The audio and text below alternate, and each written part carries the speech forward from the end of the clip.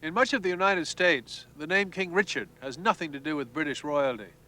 Rather, it conjures up the image of a helmeted man securely fastened into the seat of a stock car. Hello, my name is George Plimpton. Over the past 20 years, King Richard has amassed an incredible number of stock car victories, almost doubling the total of his nearest competitor. Today, I have the privilege of talking with this extraordinary legend. His name, Richard Petty.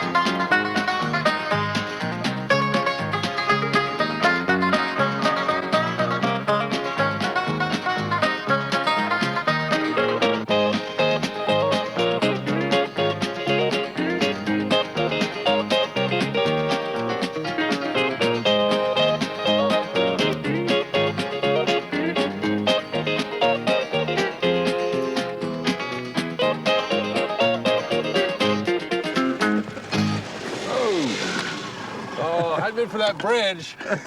Gets kind of narrow there, didn't it? Yeah, I was either going to go to the river or go behind you, and I took the more prudent route. You done good. All right, now I'm going to beat you at this. No mercy here. I'll check you out on this now. Okay. We'll see what happens now.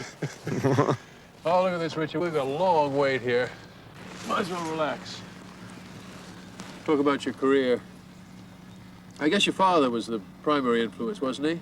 Well, definitely he was. You know, he started racing in 1949, and it was quite a fascinating deal for us. And, you know, I got to work on the race cars and go to the races with him. So, you know, it was the idea that I did it, and when I got old enough, then I just started driving myself. But the influence was his. He never told me I could or I couldn't. I just told him I wanted to.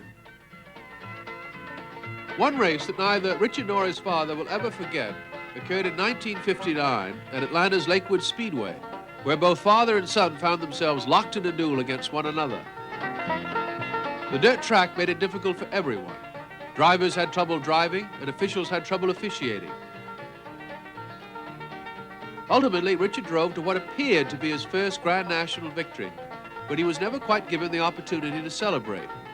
We jumped out and thought we'd won the race and was all excited, you know, and all of a sudden somebody come up and said, "Hey, somebody's protested you win." And I said, "What do you mean?" He said, "Yeah, your daddy's over there protesting. He thinks he's won the race." So what they did, they run about 150 miles on a real dirt track, and it was real dusty, and somehow or another they left him out a lap when they was scoring the cars, and wound up that he wound up winning the race and I wound up second. But Richard, what's the most important spot on the tour?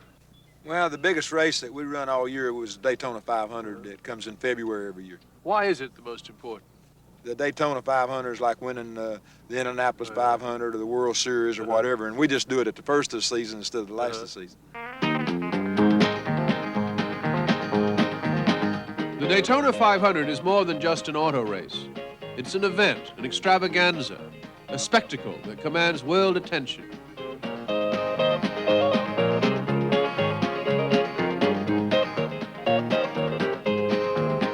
When the lead car pulls off this 2.5-mile oval, fans are then treated to a 200-lap, 3-hour exhibition in which skill, speed, and durability become the prime requisites.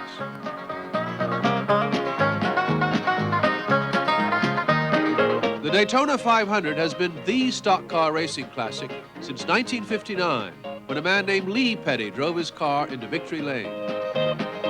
Since then, such names as A.J. Foyt, Andretti, Pearson, and of course Richard Petty have taken Daytona's checkered flag. To win Daytona once is a feat that requires a little bit of luck and a lot of teamwork between driver, pit crew, and mechanics. Daytona will not forgive a team that does not conform to these standards of excellence. My first Daytona victory was in 1964. In 65, they wouldn't let us run. We didn't get to run the whole circuit. We had a little problem with NASCAR, there's a racing organization. What equipment and stuff that we'd run in 64, they kind of outlawed and said, you can't run it anymore. And so most of the 65 season, we set out and we did a little bit of drag racing, to take up the gap. Does a layoff like that hurt your skill as a stock car racer? Well, it probably did, but the idea that we wanted to do it so bad, then we honed our skills right back right quick. So you came back in 1966 to Daytona? Well, yeah, we come back in 66 and was fortunate enough to win the race again, so that made the 65 season not seem quite as bad.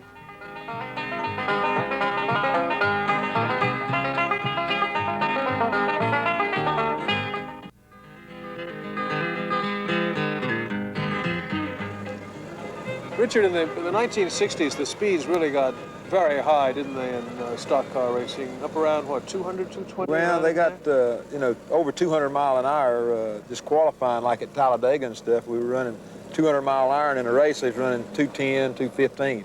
And it really got a little bit too high, so they started working with the engines and slowed the engines down and brought the speeds back down to where you could really race with each other. Things certainly have changed since 1949, when most of the races took place on dirt tracks. Speeds were lower back then, but the driving was just as treacherous. With the progression of automotive technology, stock cars developed the capacity for higher speeds. This capacity was kept in check by NASCAR officials. The reason? Stock car racing is based on the idea that every stock car part is theoretically available to the general public. By the late 1960s, NASCAR relaxed many of their prior restrictions. Thereafter, speeds actually became too high. Driver nausea and other problems resulted. NASCAR responded by enforcing new part restrictions that had the effect of lowering speeds. But no matter what the restrictions, stock car racing has always been, and always will be, a sport for the daring.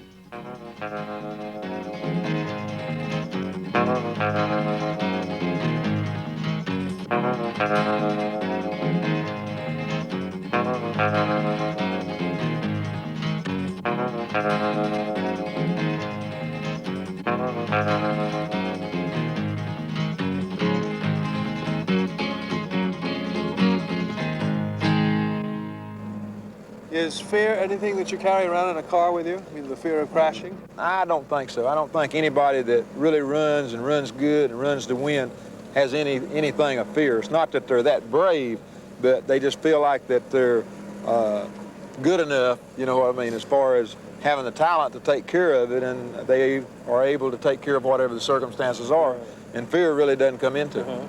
But then every once in a while there is something that happens. Darlington, was it the Rebel 400 where you had that terrible crash? Yeah, 1970, I guess. Yeah. Had a real bad crash.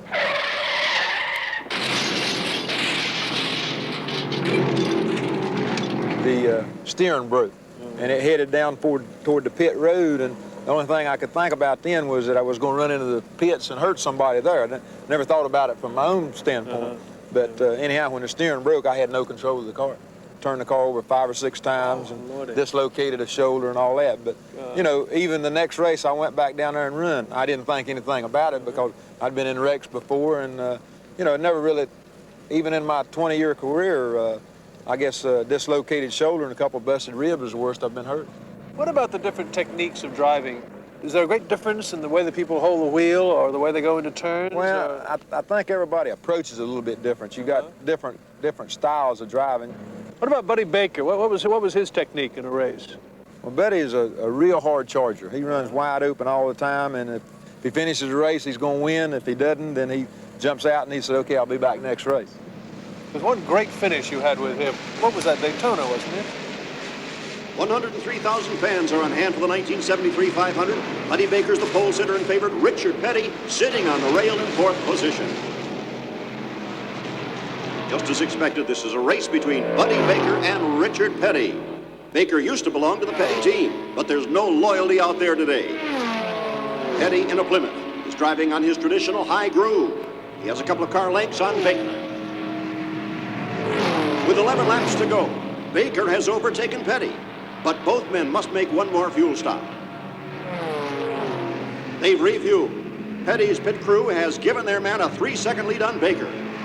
With only 7 laps to go, Petty is in the lead, but Baker's making up 1 second a lap.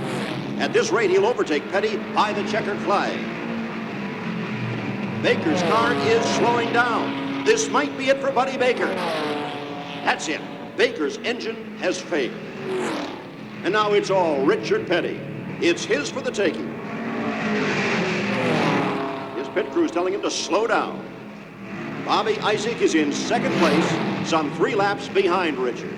Andy Granatelli must be happy. It's his Plymouth Petty's driving.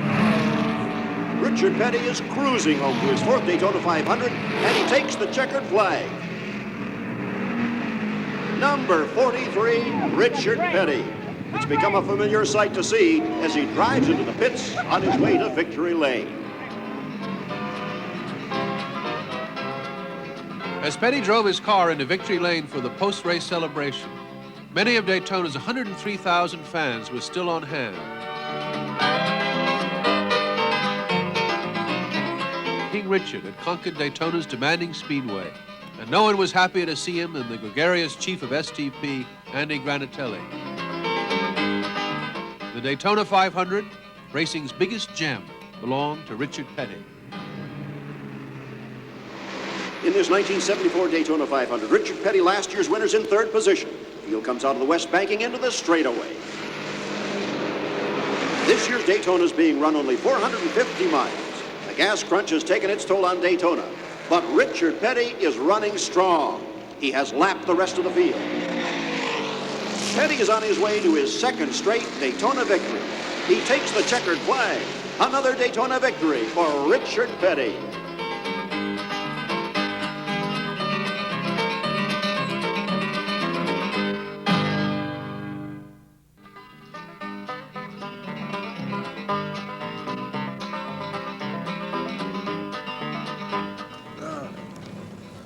Go over here and rest a little bit. Russ, that's the shortest golf match I think I've ever had in my life. You know, we'd have done better if we hadn't lost so many of the ball. Well, I lost 5, you lost 4. Well, you Couldn't know, borrow any. No, we done run everybody off. That was the deal. We'd try sitting down just talking racing for a while. We got to have more golf balls, have much of a rivalry out there. What about rivalry in the racing world? You and Pearson had a famous rivalry at one point, didn't you? We had a real good rivalry. You know, he's probably the best driver that I've driven against in, you know, over a period of years and stuff. And, you know, I guess we've got more first and more seconds together than anybody has. And, you know, I guess the most exciting one we had was like 1976 at Daytona. This is a duel between number 43, Richard Petty, and number 21, David Pearson. As they come into the final lap, they're practically rubbing fenders. What a race. Look at this. Petty's rear fender has caught Pearson's car. Both cars are spinning out of control. Pearson is heading towards the infield. Petty's car spinning toward the finish line.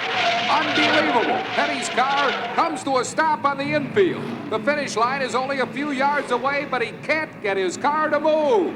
And here comes Pearson.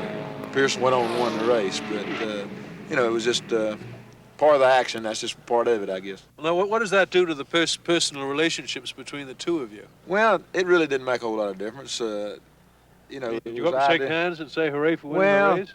Maybe the next week, but not right then. It was the idea that, you know, both of us were trying to win. We was doing everything we could to win except knock the other man out, and both of us felt bad about having the wreck, but, you know, it was the idea, again, that that's part of it. In other words, we do everything we can to win without trying to hurt anybody. What do you do when you begin to have a bad year? Is that usually the caused by the car or by one's own driving skills or temperament? What happens? Well, you know, in '77 we had a fairly good year, and in '78 we had a terrible year. We didn't win a race. That was the only year I've ever run a race car that I didn't win a race. Yeah. And when did you come out of that? Well, '79 we changed cars. We had been driving Dodges and stuff, and the way the rules were set up, it got where that the Dodges were running at a disadvantage, so we went to GM cars, and then in '79 we went back to Daytona Beach, and it was the beginning of a good year.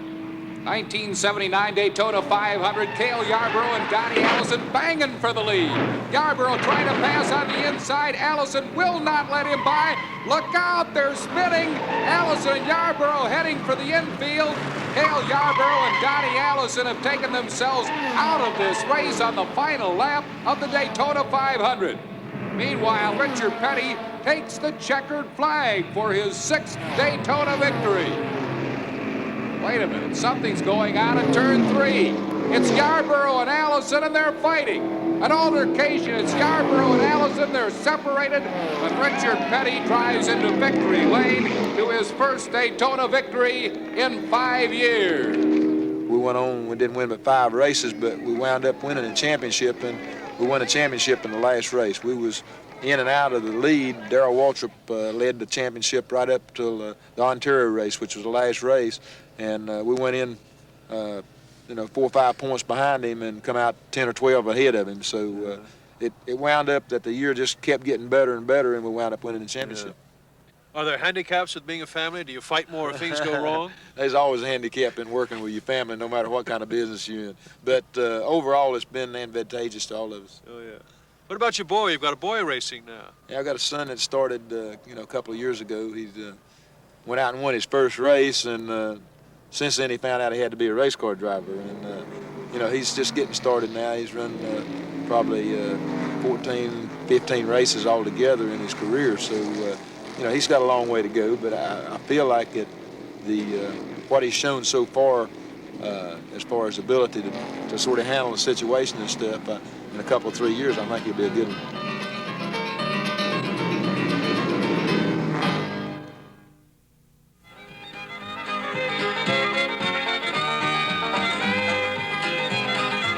When the Pettys conduct their open house, people flock in from all over just to get an autograph from their hero. Hundreds wait patiently in line for a glimpse and a handshake from the man they call the King. However, no one is truly a legend until their names and faces appear in lights on movie marquees. In a movie entitled The Petty Story, Darrell McGavin played Lee Petty, and Richard played none other than himself. Here they appear in a scene recreating the aftermath of the 1959 race, in which Lee Petty successfully protested his son's supposed victory. Richard's girlfriend, Linda, was not too pleased when young Petty's win was nullified due to his father's protests.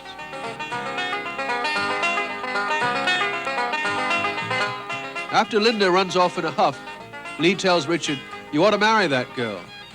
Richard, being the respectful son, took his father's advice. Mere legends have movies based on their careers, but only demigods have comic books based on their lives. Move over, Superman. King Richard has arrived. How long is 43 going to be out there on the tracks? Well, I don't know. I've been asked that question for the last 10 years anyway, but I started driving because I figured I'd enjoy driving. And then after I run it a while, I knew I enjoyed driving. And right now, I still enjoy driving. And that's the thing that I get out of running a race is I just flat enjoy driving a race car. So as long as I can do that, then I'm going to continue to be driving them. Number 43 has won, what, 192 races? 22 years you've been out on the tracks. Is there one track that you favor over others? I like any racetrack I can win on.